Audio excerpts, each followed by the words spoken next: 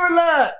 Josef Newgarden has won again in 2021. I thought I'd leave a little bit of a pause to go, but hey, it's Monday now. If you don't know who's won, what are you doing? The extended highlights are out.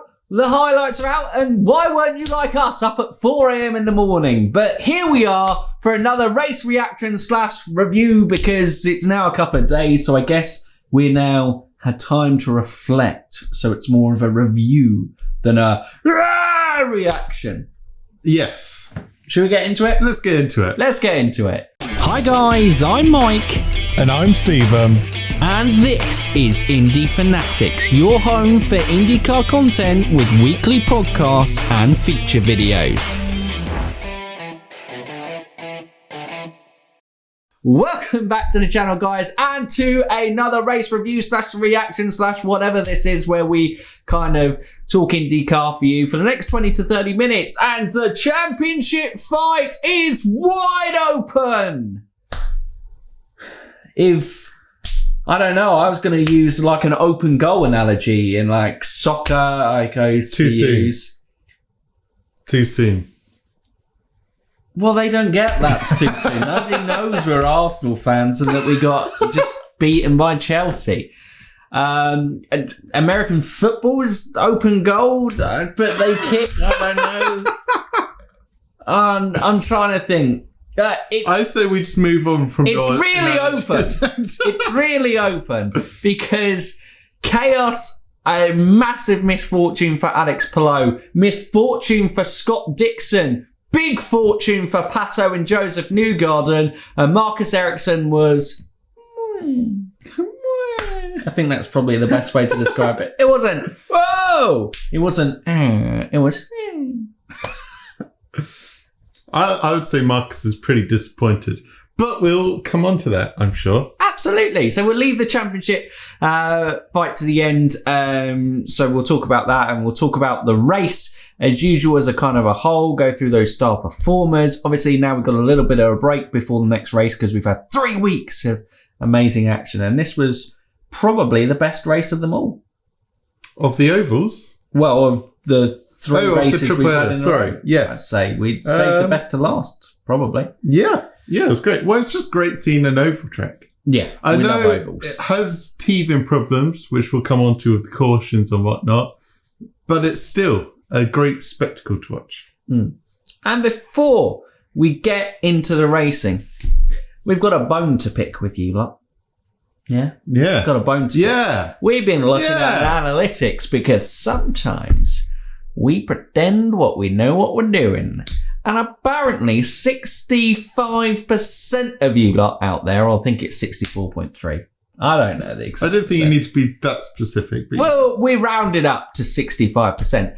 Of you guys aren't subscribed to us. Oh my God. Unbelievable. It's a joke. You know you're going to get great IndyCar content because you know what's coming up this week for you? A Colton Herta interview. Hey, where are you going to get that? Other places. But where are you going to get it with us? Here. It's only here. Feature video here this week. I think we're going to be talking about why oval racing is so good in the feature video this week and just explain to that. And then obviously previews weekly podcast. You got to be here. You got to be subscribed to keep up with it. So 65% of you, what are you doing? Is that enough? Yeah, I feel that's fair enough. And those of you who are subscribed, thank you very much for supporting the channel. And well, should we go all in and just go? Let's go full to the max, full speed.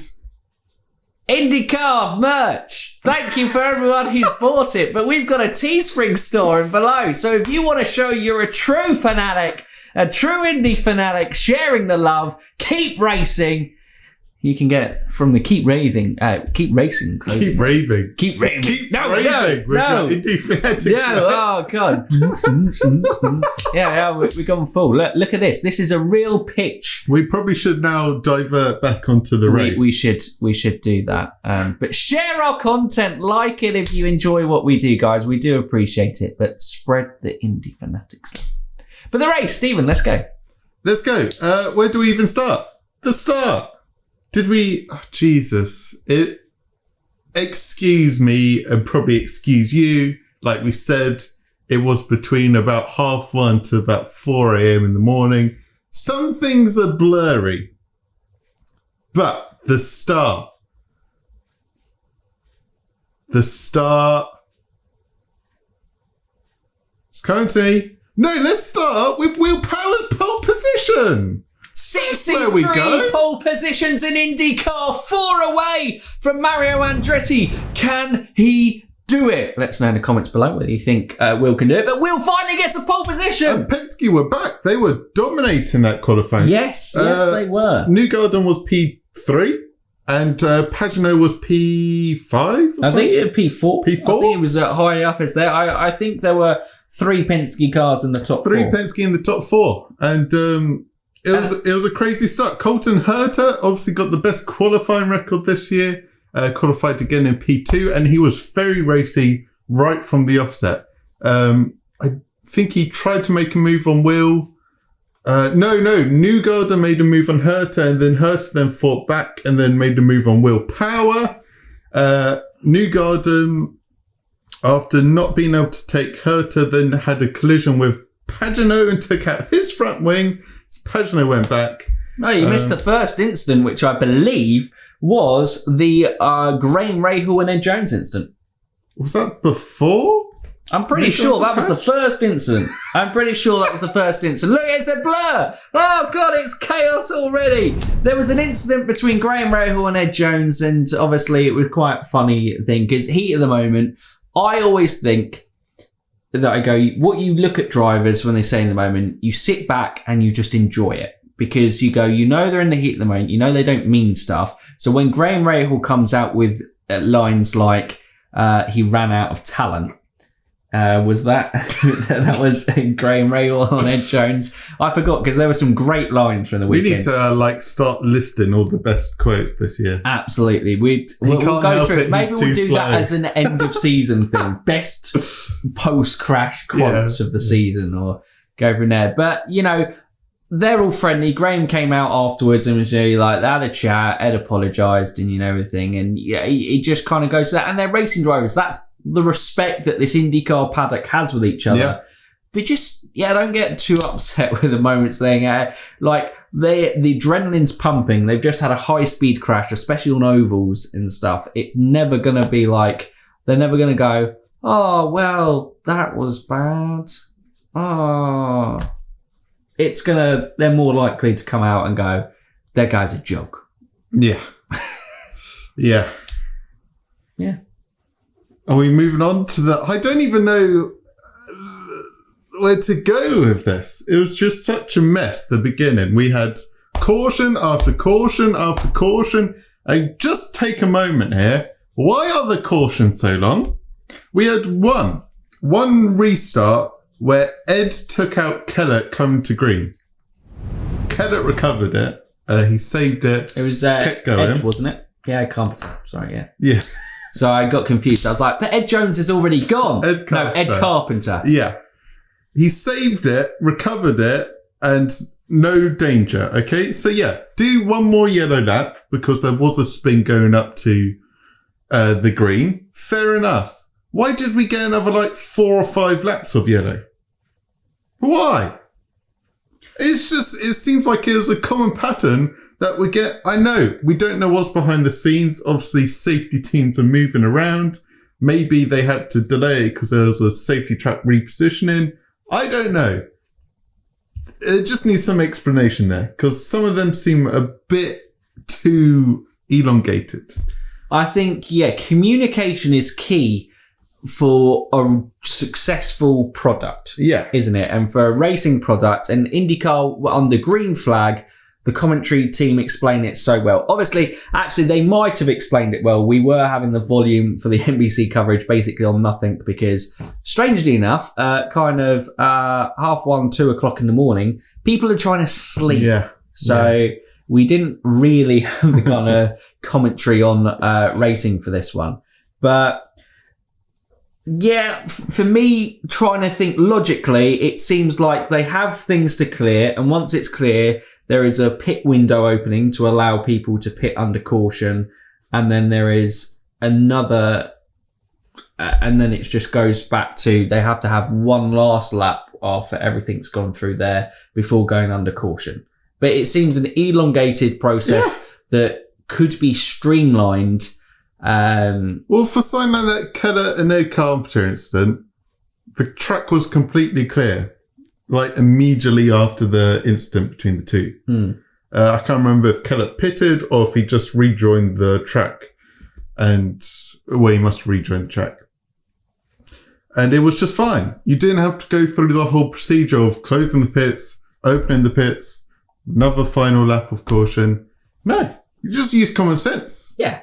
And there were quite a few cautions because obviously we'll come on to the big one, which was obviously Palou, VK and Scott Dixon who were involved in that. But also you had Ed Carpenter and, for the experienced guys, Tony Kanaan and Ed Carpenter, like oval specialists, guys who are doing that. It just didn't click for whatever reason. It didn't fall into place. But then I don't know, is that because the aero kits on the short ovals are more aligned to the road courses and maybe they're better in the super speedway, possibly, oval kits where it's just literally that thin wing, isn't it? The cars on the short ovals look much more aligned to the roads and street course kind of aero kits, don't they? So that may have been a reason. But yeah, Ed obviously had a bad day and kind of spun out. Big impact, completely lost it, and just hit the wall hard. It was a real big one. But yeah, I think that first stage of the race was just, we had 24, 26 cars out there, somewhere around there, somewhere between there. I forgot the kind of starting grid, but it was basically whittling it down because I think we ended with 15 cars on the track, didn't we? And Hinch was like 8 laps down. Yeah, because he had a load of issues at the start of the race. Basically 14 cars. Yeah, which is mad to basically have lost almost half the field. Yeah. In the race. It was the war of attrition out there. Yeah, absolutely. But Power looked strong from the early doors. Newgarden looked strong. It was difficult to tell because it was very stoppy-starty and cautions kind of kill momentum a little bit. So when you get caution after caution after caution, it's a struggle to get going. But we finally got going to round about lap 60, 62. It was another restart. I think that was when Ed crashed out and we had the restart there. Alex Palou recovered. What a recovery drive. He was having an absolute worldie of a race. Started P21 with his grid penalty. He had a 9-place grid penalty, started P21 and got into the top 10. The top 10. On a restart, Scott Dixon just ahead of him, championship contender. If he just beats Scott Dixon, he's extending that lead. Renus VK there as well. Everyone's close together on the restart. Rossi makes a move on Pato. Pato brakes. Hunter Ray brakes. I think it was Hunter Ray there. Yeah, I think Scott Dixon brakes. VK's now nowhere to go. Locks up the tyres. Bam into Palou. Bam into Scott Dixon. Well, I think it was VK into Dixon, which kicked out his car into Palou, which spun all three of them out. It looked like VK locked up into Palou. And then Palou clipped Dixon. It was an accident that ended all three of their races. Yeah. And whoever you're going to blame, it's just, VK doesn't do this deliberately, and there are a lot of things going around, and you could go stupid moves. It's frustrating because Alex Palou has driven absolutely brilliant, and we said, around about coming into this last little short sprint, he'd been the driver of the season so far. Yeah. He has been absolutely brilliant, just continually accumulating the points, getting those race wins as well. He has done an amazing job for Chip Ganassi, and it feels so cruel for him because he's such a lovely guy as well. not that has anything to do with his driving ability, but it means that you're kind of rooting for the guy because you're like going, oh, he's just such a nice guy and so humble and everything. But the engine was extending his lead to 50 points in the championship. The Big Machine GP last week, engine fails on him, gets the 9th-place grid penalty, works his way up into 9th position in the race, minimising any sort of damage from a race where his title rivals really could have capitalised. And we don't know, with the chaos that fell in that race, he could have even ended up with a top 5 finish. With Sebastian Bourdais finishing top 5 in the end. We'll get more on him about that. But yeah, it just feels so cruel, I think, to do that. And that's where I think the anger came towards VK and things, because it feels so frustrating. And Scott Dixon, man, just when you're running in that mid-pack, you can very easily end up being the wrong place at the wrong time. And that's where Scott Dixon was. Yeah. Our initial eyes, I think, when watching it, we were like, oh my God, that's basically Scott's championship over. We just saw Scott and it was like, is he going to get started? Is he going to get started? And then we panned to Palou and VK and we're like, oh my God, that's Palou. And was like, it's like, no, not again. Yeah. The amount of bad luck. Him, Newgarden, and Herta have been like the 3 that have just been bullied. They have upset the racing gods this year. They've been bullied by the racing gods. And we will find out on Wednesday why Colton Herta has upset the racing gods. Looking forward to... Well, Wednesday, did I say? Did I say Thursday? Wednesday on that. But yeah, they have been so unlucky. But that's racing for you. And the You've fact got to that run the highs and the lows. Is still... He's only 10 points off. It's been a massive swing, but he's still in that fight. He's still got an unbelievable car and he's still an unbelievable driver. So, yeah. And we did say in the preview, if there was going to be one race for his title ride, not expecting it to be the case, because we were like, he's good. But, with we didn't even mention the engine penalty, but the engine penalty and everything, this was the real chance for championship rivals to take advantage. That compounded with the fact, but you feel with the road courses and the street course at Long Beach to come, kind of feels like, although, I do know there are some kind of maybe not go ahead with COVID on the West Coast, but fingers crossed, we've got to hope, we've got to presume that that's going to happen. So those 3 races, he will feel more comfortable, I feel. Yeah. In that situation. So if he does what he's done all season, he can still easily come out on top. Yeah. It's still all to play for. Absolutely. But where should we go on to next? Probably to talk about, because we'll end up off talking about this championship battle and how it's wide open, and included in that talking about Josef Newgarden getting another win. And he is such a good driver on the short ovals, and it proved again getting that victory. But let's talk about some guys who Ryan Hunter-Reay had an incredible start from P13 to P7. Yeah. Watching that onboard was scary just on the sitting nose. On the outside. It was just like, oh my God, how many cars has he overtaken? That is mental. He definitely had the start of the day, and that was awesome. And it was a shame for him, really. He kind of hit that buffer. He couldn't make progress from there. And interestingly enough, with Ryan Hunter-Reay's comments of him going, it hasn't really worked for me and Rossi these past couple of years at Andretti.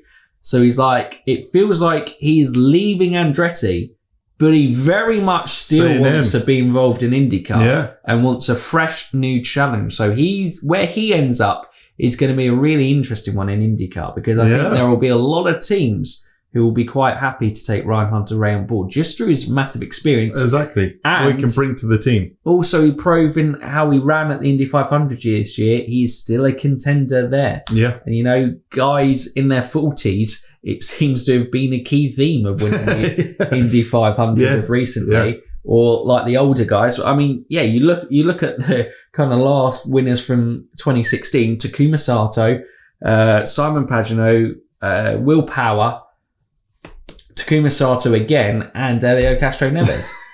That's just experience there. So definitely a possibility. And another older guy who's come in, found a new lease of life, making his debut on the ovals just for one segment of the race. Roman Grosjean was the most exciting thing out there and bringing the action to Gateway, wasn't he? Yeah, it was unbelievable. He had a stint where his tyres were perfect and he was like, oh yeah, I'm here to play.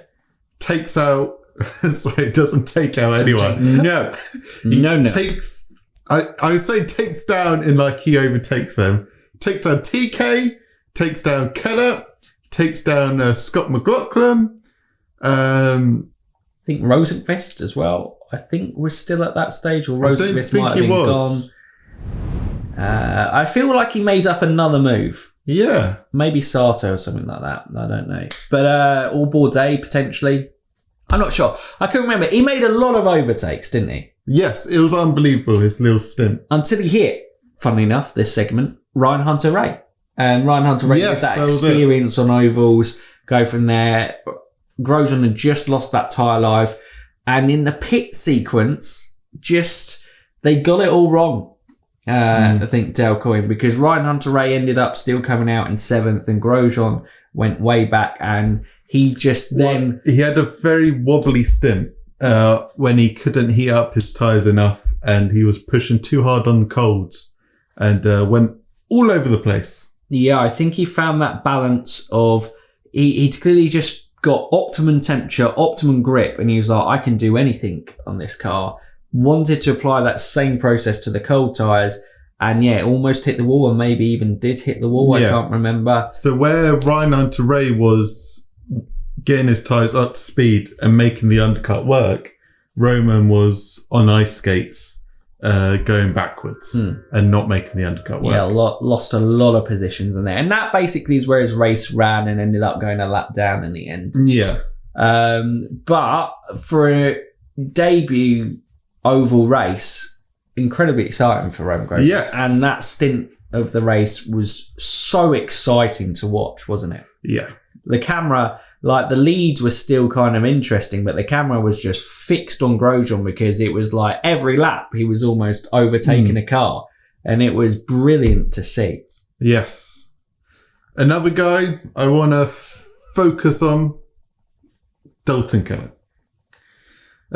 Ended up finishing P12. 15 cars finished the race. Maybe I'm too harsh, but as we were speaking about it, relatively, this is an actually great performance for Dalton Keller. His best finish in IndyCar. So hats off to him. He stayed out of trouble. And yeah, came home with a very solid result. Yeah, it's like a thing with Dalton, isn't it? Like, you know, it's this kind of unspoken thing. He usually is hanging around the kind of P20 position, around about there. But he has beaten TK on merit. There, for whatever reason, TK didn't get it together. But that is an experienced guy that he's beaten on track. And then obviously the other guys were Grosjean and Hinchcliffe. So, yes, beaten, but they were laps down in that aspect. But it was a bit like Jimmy Johnson last week in the Big Machine GP. You know, relatively speaking, like I said, it's a positive result, and the positive that he brings in for AJ Foyt Racing allows probably a good point to move on to someone like Sebastian Bourdais, who has a wealth of experience, but the money that Dalton Keller brings to AJ Foyt Racing probably allows them to develop and be further than what was possible for them. And Sebastian Bourdais got a P5, which is a fantastic. And after Bourdais is probably another guy, actually, you could throw in that unlucky category. What were we saying, like, after was it Music City GP, taken out on restarts like 4 times this season? Ridiculous, yeah. And he'd started off the season so well. He now obviously gets another top 5 finish. And for AJ Foyt Racing, where AJ Foyt Racing have been for the past decade, you can probably say, maybe you could even go further as a couple of decades. It's a fantastic result for the team. Yeah. And was a brilliant drive from Seb. Yes. And a guy who isn't naturally, maybe his strongest suit is ovals. His strongest suit is the street courses and road courses. But he's dug in and he's got a hell of a performance and a great result for the team. Yeah. Mega. Two more before we look at the championship. There was just so much to talk about in the race. It was a great race. Colton Herta, we mentioned one of the most unluckiest guys this year. After a pit stop, the drive shaft just went, no, I'm done, mate. Final pit stop. The final pit stop of the night. And man, you got to feel for Colton, because even still, right, because he could have challenged for the win. Even still, really outside chance, he was in with a shot at the championship. And it's crazy how Colton Herta's season had started. The Barber kind of race where he got no points. Nashville, where he ended up kind of crashing out, where it could have been a win. Just imagine it. If he got a win in Nashville, and minimum he would have got was P2 from that race on Saturday night. And he might have got the win. With how things have developed with Palou, he'd be right in the championship still. Yeah. You know, that is gone from, that is 100 points essentially, if we say he wins both. Yeah. That have gone. I don't know if he gets the 5 points for retiring. I don't know if he's classified in some sort of aspect. But I would presume it's, if you're out, you get 0 points. That's why cars fight so hard to get back in, even if they're Hinchcliffe 6 laps down. Yeah. Because they still score the points of a P14. But yeah, the drive shaft did no, so none of this. Well, 3 races to go. If all the championship contenders have absolute mares and Herta wins all 3, and then you never know. But the luck just wasn't there. And then the other guy, the other Andretti driver I want to look at is Alexander Rossi, who drew got a few critics, I think it's fair to say, from the paddock, calling on his overly aggressive driving. A guy, Rossi, not in the championship whatsoever, so a man with nothing to lose. So you're sending it on some questionable moves. But in the end, he lost it, went into the wall, complete drive error, as he said himself, and completely broke his suspension. Yeah, again, I think those comments are heat of the moment things. And like I said, it's always when the shoes are on. Yes, exactly. Because I think we were talking about this, and like, you know, the move on Pato was very aggressive. Like, if you watch the highlight and you focus just ahead of the incident of Scott Dixon, Palou and VK, you see, oh wow, that really could have been like taking out Pato's front wing and go, that's so close to not taking that. But then if you look at something of an example with Pato, and we obviously, Stephen loves Pato and we really like Pato on the channel, but like St. Petersburg in the season finale, Scott Dixon and Josef Newgarden was in. I remember Pato absolutely sending it up on the inside, and Scott Dixon had to yield because he's in a championship fight on the hope that Newgarden crashes out. Yeah. Or no, he had to stay out. If he'd crashed out, then Newgarden would have won the championship. Exactly. So, yeah, look, it's half a dozen. That's part of the game you got to play. You know, at this stage of the season, you've got a lot of competitive guys, and not all of them are going to be in championship contention, but they want to go for their own personal. You're going off for one-off glory.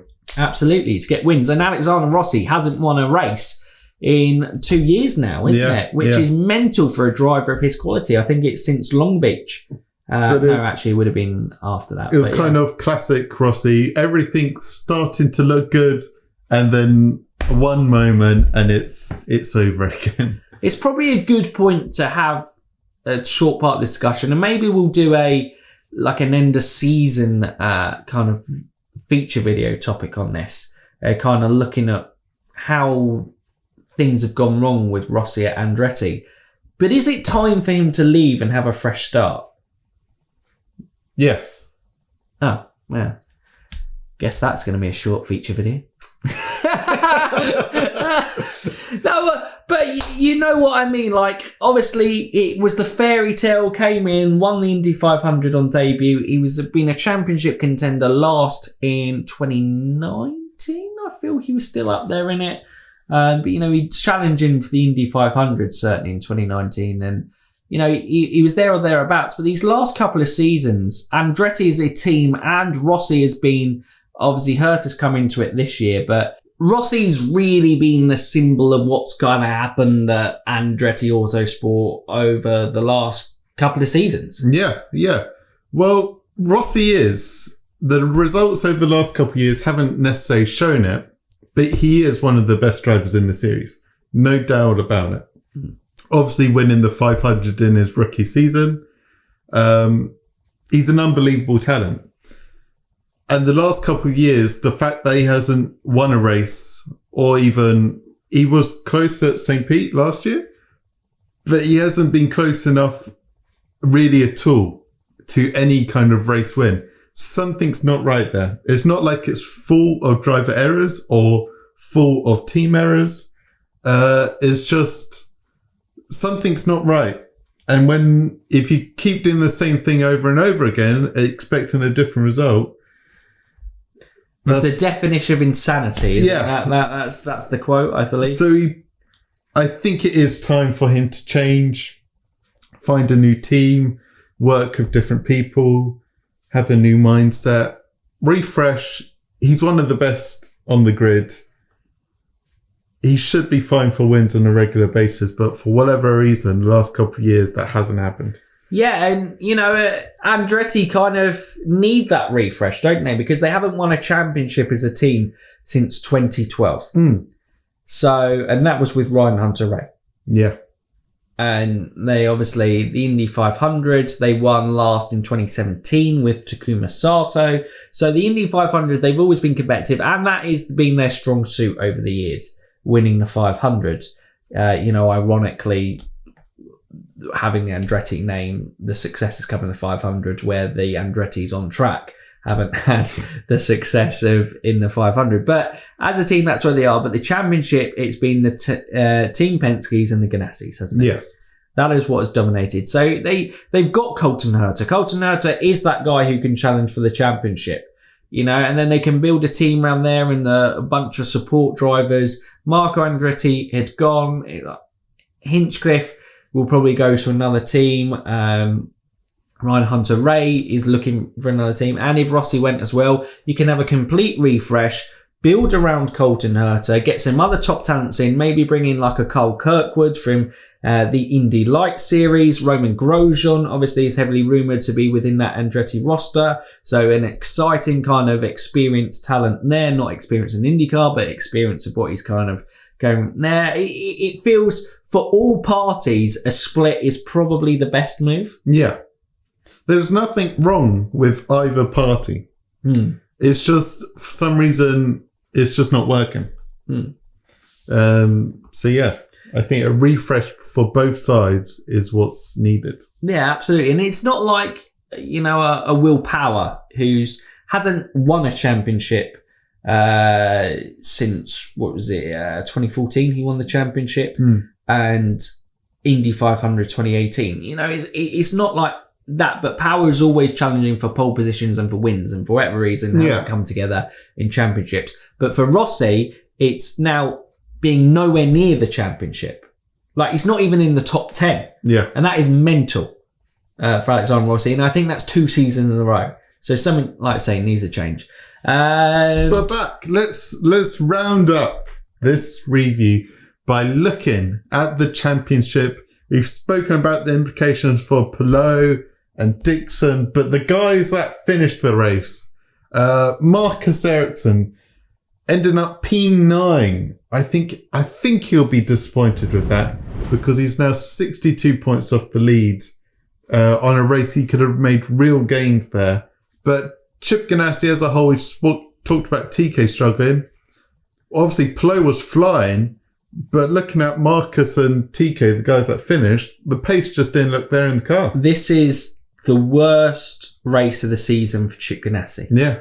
Worst. As a team, it just did not go right. Yeah. And I would go as far as to say I'd rule Marcus Ericsson out of the championship now. 62 is a lot. I think with 3 races to go, considering how the other title rivals did this race, he needed to finish top 5, which at one point he was.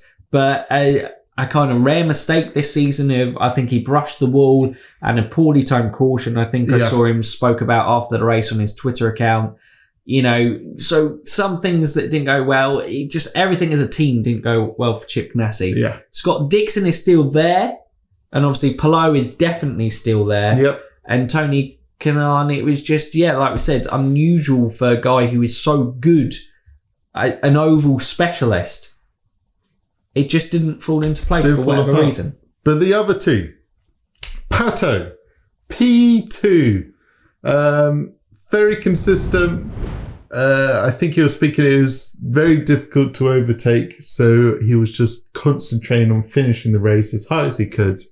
Got to P2, was within a second of first, but still he didn't have to do anything spectacular. He had got his 10-point lead in the championship due to that Palou and Dixon incident.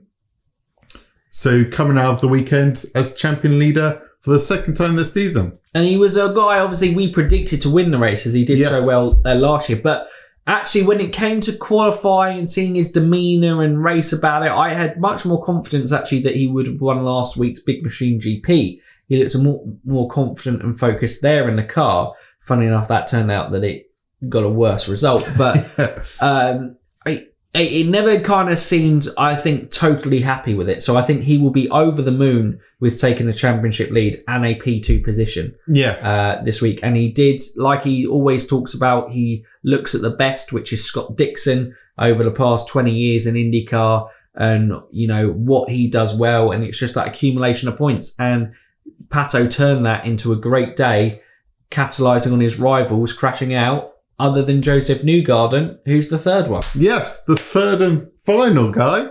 The guy that won the race, Josef Newgarden. Obviously, we had the spoiler earlier, so I thought I didn't have to do another spoiler alert! Josef Newgarden. Just absolutely smashed it. He dominated the race from, I can't remember when he took the lead. But once he got in the lead, he stayed in the lead, and he just shows he loves this track. It's his third win at Gateway. And it was just a dominant display. And he closes that championship lead. He was, I can't remember how far he was off to start with. Was he like 50 points I think off? he was over 60 points off at the start of the Music City Grand Prix. So in the course of the last three races, he has had a 50-point swing in his favour to put him 12 points off. 12 points off, yeah. Pato. Is he 12 points off Pato? 12 points off Pato and 2 points off Palou, I believe. Wow. That's mad. So that's almost a 60-point swing on Palou, which is absolutely mental. But is there a better short oval driver on the IndyCar grid than Josef Newgarden? With Iowa coming back, he's won there 3 times. He's won Gateway 3 times. He just knows how to win at short ovals. And I think, he was on Twitter going, did I mention that I love short oval racing? No, you didn't need to, Joseph, because you win again. And quietly actually looking at the reflection, if you just looked at the race and maybe highlights, you'd go, well, this was a race dominated by Josef Newgarden because he got 138 laps led of the 260, which I didn't realise he led that many until I was looking afterwards going, wow, really? I thought other people... how it had been. Early stages, it was the chaos at the front, but towards the end, it was Joseph. Yeah, absolutely. But brilliant. But because of the incidents, I think Herta might have played in play. Rossi might have been in play. Pato, if those guys had, been fighting, maybe he would have looked to have taken advantage of a situation. But it all fell into place to Josef Newgarden, and he is now in such a strong position to win this championship. You were correct. He's 12 points off Palou and then 22 off Pato. So 22 points off the lead going into the last 3 races of where he's been. Go through that. And I think for title contention, I think now it is down to 3 guys, and you can include Scott Dixon in there because you can never rule out Scott Dixon. But we were talking about this. There's just something doesn't seem to have fitted for Scott Dixon this year. It hasn't fallen into place. I think it maybe, when was the last one that he didn't win? 2019. I think it has similarities to that season, having gone back and looked at a few things where it just never really... He still did what Scott Dixon did. He's still competitive, but he's only got one race win this year. And do you see him winning out the last three? You should never rule him out, but I don't know. I look at Scott Dixon and I don't know where his next win's coming this year, where I could see Pato O'Ward, Newgarden winning any of the last three. Yeah. It feels like it's a 3-horse race, but you can never write off Dixon. So maybe you should call it a 3-horse race with an underdog. Absolutely. But I think from those three of Pato, Palou, Newgarden, any of those three would be deserving of this IndyCar championship. Obviously, if you win the championship, you're deserving. Over a course of the season, you've accumulated enough points to beat all your competitors. I never think there is a undeserving champion. Yeah. All right. And because the double point swing in your 500 is still big, but because the season finale is not double points, it doesn't feel like there's like an unjust swing in that front that like just one race can completely turn things on its head. These three have been ultra competitive. Like we said, Newgarden's been so unlucky. Like, he got his first win of the season, but he easily could have won the previous two with Detroit Race 2 and Road America, and, you know, be in the championship lead right now. And his own mistake at the start at Barber the season, so he's had kind of chaos and carnage throughout his season. Palou has been brilliant, still arguably the driver of the season in terms of actual performances and things that have affected him have been out of his control. Yep. He hasn't done anything. He's pretty much been flawless all season. And his first season with Chip Ganassi, finally making that number 10 car competitive again since the days of Dario Franchitti and him retiring. So that's been absolutely incredible to watch. But then you got Pato in Arrow McLaren SP, a midfield team. And don't get kind of swayed by the brand of McLaren. And I know McLaren have brought, 75% of the team. They have the majority stake in the team now and are looking to invest and progress and improve in IndyCar. But this is still their second team with there. It isn't quick to change yet. And to put into perspective where they are, if you include Champ Car, it's been since 2008 with Newman Haas Racing and Sebastian Bourdais that anyone outside of Chip Ganassi, Team Penske or Andretti have won. Although going back to IRL days, I think, those guys were pretty much competing. And I think you have to go back to 2002, I believe, with Sam Hornish Jr. and Panther Racing, that anyone outside of Chip Ganassi, Andretti and Penske won the title. Yeah. So for Arrow McLaren to be there in the last three races and leading the championship, and if they get the job done, Pato has been incredible. Absolutely incredible. And it will be a hallmark to his talent in the series, and hopefully for many years in this series, that he gets the job done. Indeed it will. Pato! I thought it was coming. But yeah, any final thoughts of you on the championship? No, I think you summed it up beautifully. Beautifully. Thank you. Let's just get a small disappointing thing. Just put it to the side. Star performer. I said TK and Michael said... Takuma Sato! P6! Great drive for the Rahal Letterman Lanigan driver. And as we said, TK came P13. So yeah, this goes to Michael. Takes the lead. 5-4 with 3 races to go. Will Stephen get pied in the face? Tune in next week and the week after, and just tune in. Subscribe! But we'll come on to that. But yes, guys, make sure you leave in the comment below your thoughts on the race. Last oval race of the season, it did not disappoint. Gateway is always a fantastic event. It was a great race on track once you got past those cautions, but it happens on a short oval. It is narrow. If there is a caution or any contact, because it's so narrow and short, you're going to have to bring out those caution flags. But once we had those green laps, there were some fantastic overtakes on track. There is fantastic storylines for the championship. There was plenty of drama in that. And yeah, Josef Newgarden wins again with a superb victory. And he was a guy who was incredibly quick on the night. And yeah, brilliant. So comment down below with what your thoughts were on that race, and make sure you submit your questions for Colton Herta in this week's, video with him. We're so excited to get another opportunity. We were incredibly lucky to interview Alex Palou, and so grateful that Colton Herta is going to give up some of his time to kind of